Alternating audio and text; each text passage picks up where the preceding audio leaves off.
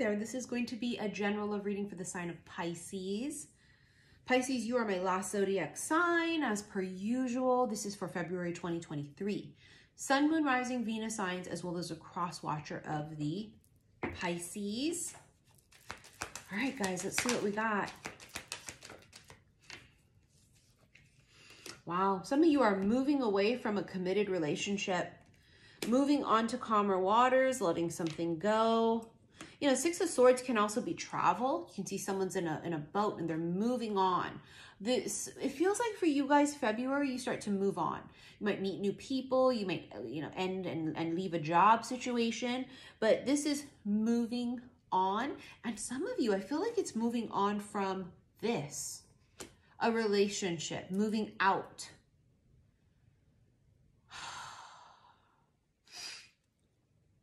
Your season, right, is right after our season. I'm an Aqua.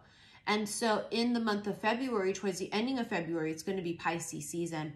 And I think for a lot of Pisces, they fight with the idea that they're in love with love. It does depend also what else is in your chart, specifically the moon sign, which controls our emotions, as well as our Venus sign.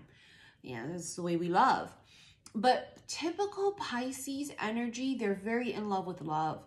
And I think for some of you, you or this other person may have been very stuck on the idea of something with someone, and it was the romantic idea of it, not the reality. And I think that this year, specifically starting in February, it's about taking off the rose-colored glasses. Ironically, because normally in Pisces season, we joke, you know, don't nobody fall in love and get married in Pisces season, then have to go get a motherfucking divorce in Aries season, you know, when the rose-colored glasses come back off again. But I feel like for you guys, you've had the rose-colored glasses on all this time, and then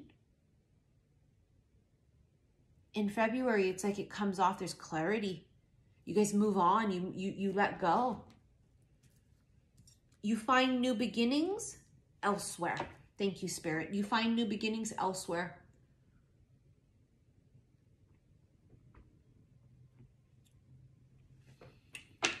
Something about April.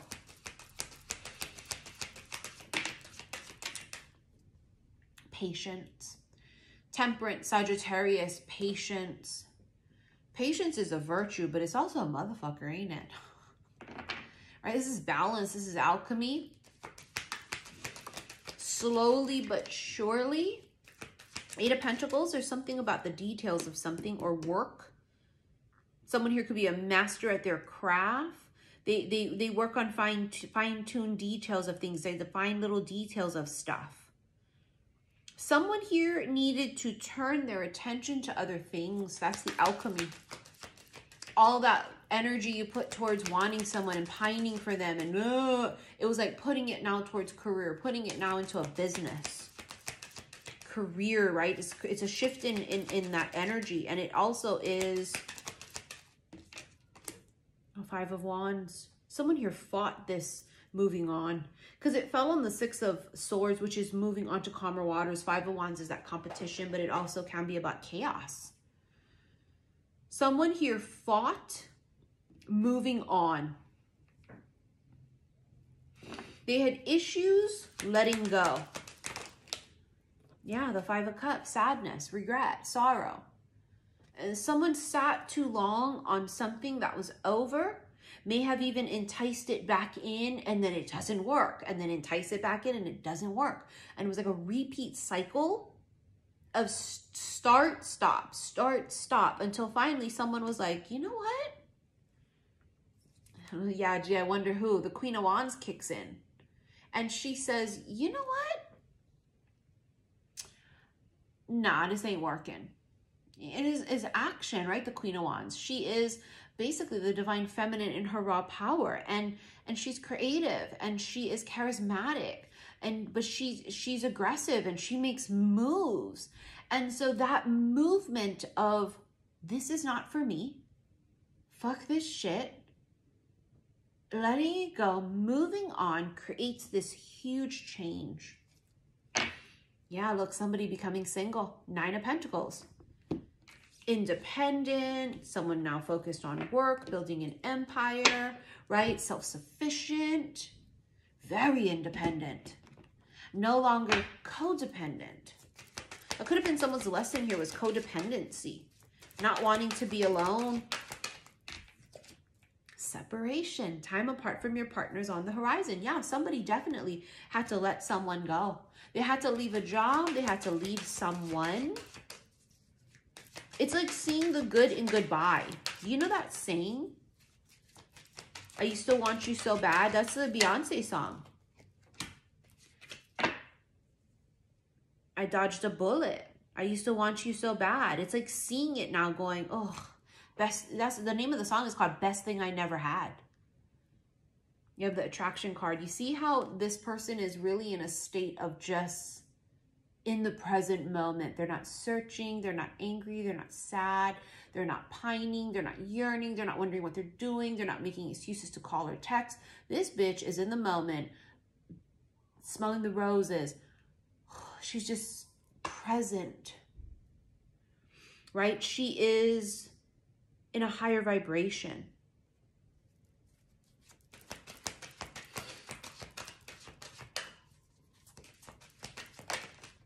What was that? Stay optimistic about your love life.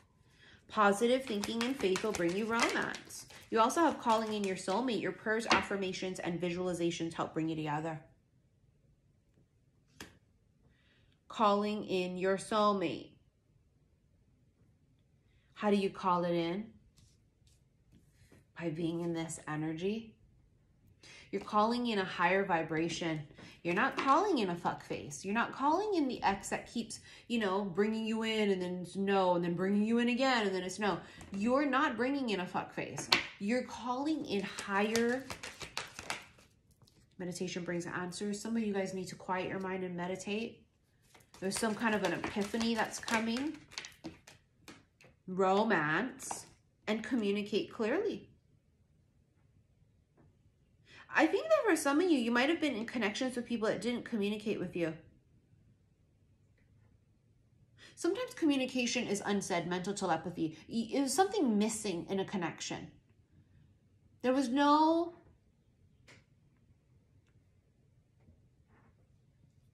soul connection. Do you see what I'm saying? I mean, look at the card itself. You see how these two people, that's fucking soul connection. And I think you or this other person may have tried to force a soul connection in a connection where it didn't exist. Wanting it to be something that it wasn't.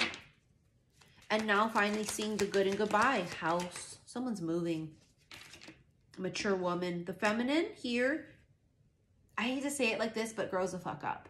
The feminine here learns a huge lesson, bumps her up to the next level vibrationally. This could also be about moving back home. The child here, there's some kind of baby involved. This is also inner child healing. Someone here might also have issues, mommy issues, right? Because the mother, the mature energy, the mature woman, and then the baby gives the impression of like an older feminine caretaker and a child. So there could have been some type of healing with that, or someone's extraordinarily ridiculously close to their mother and also needed to let that go too.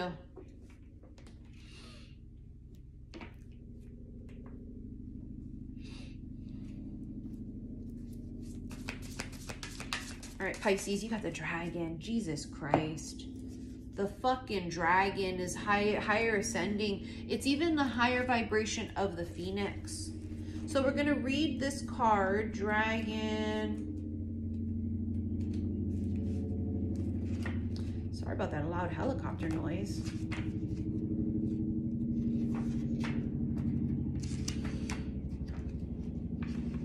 Where are you, dragon? Looks like it's hiding. There it is. It's a third chakra. The dragon is seeing one's most true self and balancing the ego. The dragon sees everything. Its essence has been with us since before our first breath and will be there at our last. It watches us navigate the external world as well as our inner world. When dragon energies awaken, we are courageous, visionary, and can easily drop into witness consciousness. It is almost as if we are traveling with a great friend inside of ourselves. When we look in the mirror, deep into our eyes, we may even glimpse the self behind the self. the one who is watching us. This is the power of the dragon, breathing transformative fire into every cell of our bodies. Witnessing this omnipotent energy, even for a brief moment, helps us surrender and let go. We let the dragon guide us. We hop on its back for a ride. And as we traverse even the most difficult terrain, the dragon's eyes see beauty everywhere. It is said that if a yogi does not see beauty in the world, their Agni is dim. Agni is described as inner fire or sacred intelligence. May even just the mention of the dragon stir the embers of intelligence within you. The dragon and the third chakra. The subtle energy of the dragon lives at the navel center in the Manipura chakra. Manipura translates to the city of hidden gems, and behind its gates burns the fire of our transformation and digestion.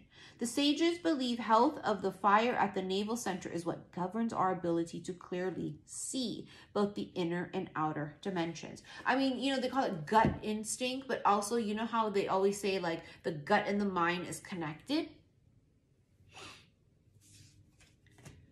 You guys are clocking into your dragon energy. You're seeing things from this higher perspective. You see it, oh my God, the good and goodbye. Like you just sort of, everything starts making sense. It's this clarity that you receive.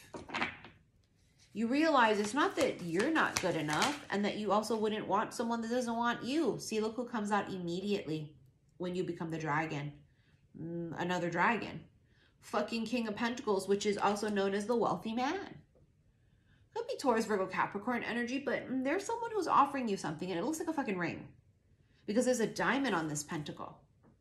The King of Pentacles, the wealthy man, if you will, is someone very balanced, very stable.